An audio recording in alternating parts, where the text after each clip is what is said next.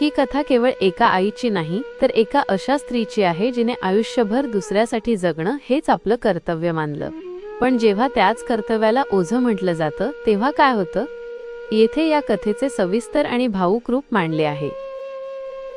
आईचं नसणं, जेव्हा आत्मसन्मान रक्ताच्या नात्यापेक्षा मोठा होतो. सुलोचना देसाई, 68 वर्षाचा, एक निवृत्त शिक्षिका. ज्या हाताने फळ्यावर हजारो मुलांचं भविष्य लिहिलं, त्याच हातांना आज स्वतःच्या घरातला पाण्याचा पेलाही थरथरताना जाणवत होता. त्यांच्या आयुष्याचं गणित साधं होतं, मुलाचं सुख बरोबर आपलं अस्तित्व. पण हेच गणित एके दिवशी इतकं चुकलं की उत्तराच्या जागी फक्त शून्य उरलं. गुढीपाडव्याचा सण होता. घराला आंब्याच्या पानांचं तोरण लागलं होतं. पुरणपोळीचा खमंग वास घरभर दरवळत होता. सुलोचना किचनमध्ये चहाचा ट्रे सजवत होत्या. बाहेर हॉलमध्ये त्यांचा मुलगा आदित्य आणि सून निहारिका यांच्यात कुजबूज सुरू होती. सुलोचना बाहेर जाणार इतक्यात त्यांच्या कानावर शब्द पडले आणि त्यांचे पाय तिथेच गोठले. आई सतत इथेच असते निहारिका. कधी कधी मला वाटतं हे घर माझं नाहीच आहे. मला श्वास घ्यायला जागा हवी आहे, माझं प्रायव्हसी हवी आहे, आदित्य वैतागून म्हणत होता. निहारिकाचा आवाज कापरा होता. पण आदित्य, आई हे सगळं आपल्यासाठीच करते ना? ती आहे म्हणून घरघर वाटतं. आई म्हणजे देवाने दिलेलं सगळ्यात मोठं गिफ्ट आहे रे. आदित्यने उपहासाने हसत म्हटलं. गिफ्ट? माझ्यासाठी तिचं इथे असणं ही समस्या आहे. खरं सांगू, तिचं माझ्या आयुष्यात नसणं हेच माझ्यासाठी सगळ्यात मोठं आणि सर्वोत्तम गिफ्ट असेल. नसणं हा शब्द सुलोचना यांच्या छातीतून आरपार गेला. ज्या मुलाला 9 महिने पोटात वाढवलं, ज्याच्या एका रडण्यावर रात्र जागून काढली, ज्याला स्वतःची स्वप्ने मारून मोठं केलं, त्याला आज आपलं अस्तित्वच संपवायचं होतं. हातातला चहाचा ट्रे किंचितही आवाज न करता त्यांनी खाली ठेवला. डोळ्यातून एकही थेंब आला नाही, कारण जखम इतकी खोल होती की अश्रूंनी ती भरणार नव्हती. आणि एक कठोर निर्णय. त्या रात्री घरात सगळं नॉर्मल होतं. पूजा झाली, जेवणं झाली, पण सुलोचना यांच्या मनात मात्र 34 वर्षांचा फ्लॅशबॅक सुरू होता. आदित्यचा पहिला दात, त्याचं पडणं, त्याचं रडणं, त्याची पहिली नोकरी, या सगळ्या आठवणी आता एखाद्या धारदार सुरीसारख्या टोचत होत्या. त्याने आरशात स्वतःला पाहिलं. चेहऱ्यावरच्या सुरकुत्या मुलासाठी सोसलेल्या कष्टांची साक्ष देत होत्या. त्यांनी स्वतःला विचारलं, सुलोचना, तू इतकी वाईट आई होतीस का ग, की तुझा मृत्यू किंवा तुझी अनुपस्थिती तुझ्या मुलासाठी गिफ्ट ठरावी? पहाटे 4 वाजता जेव्हा सगळं जग झोपलेलं असतं, सुलोचना यांनी आपलं कपाट उघडलं.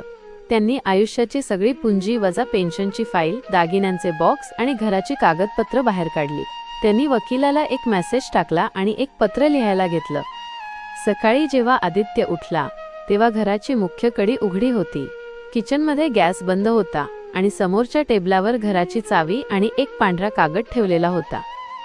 पत्रात लिहिलं होतं, आदित्य, काल तू म्हणाला होतास की तुला माझं नसणं हवंय.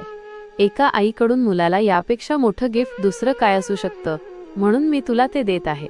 मी आता तुझ्या आयुष्यात ढवळाढवळ करायला नसेल. तुला कोणाचे फोन येणार नाहीत, कोणाचे सल्ले मिळणार नाहीत.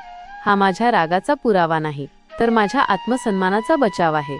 आयुष्यभर तुझी आई म्हणून जगले, आता उरलेले काही दिवस सुलोचना म्हणून जगून बघते. सुलोचना थेट कोकणातल्या एका छोट्या गावी निघून गेल्या. तिथे त्यांनी एका जुन्या वाड्यात भाड्याने खोली घेतली. सुरुवातीचे काही दिवस खूप कठीण होते. सवय होती, आदित्यने डबा नेला का, आदित्यचे कपडे इस्त्री झाले का, पण हळूहळू निसर्गाने त्यांना सावरलं.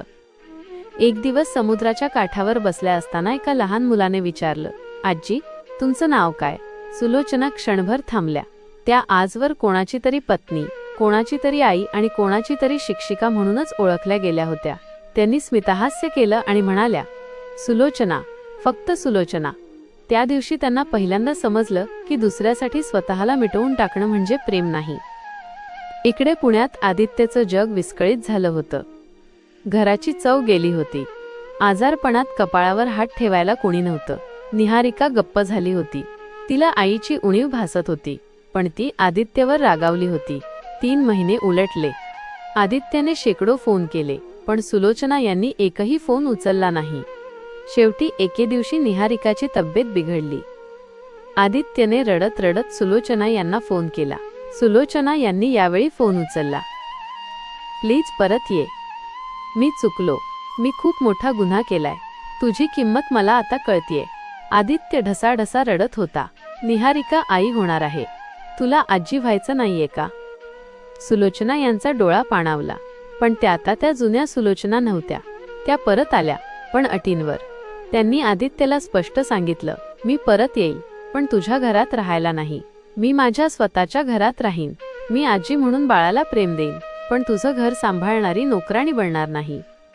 सुलोचना परतल्या, पण त्यांनी स्वतःची मर्यादा आखून घेतली होती.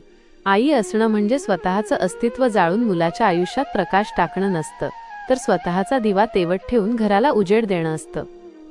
जर तुमच्या घरातही अशी एखादी व्यक्ती असेल जिच्या असण्याची तुम्हाला सवय झाली आहे, तर तिला गृहीत धरू नका. कारण ज्या दिवशी त्या व्यक्तीला स्वतःची किंमत कळते, त्या दिवशी ती शांतपणे निघून जाते, आणि त्या शांततेचा आवाज खूप भयानक असतो.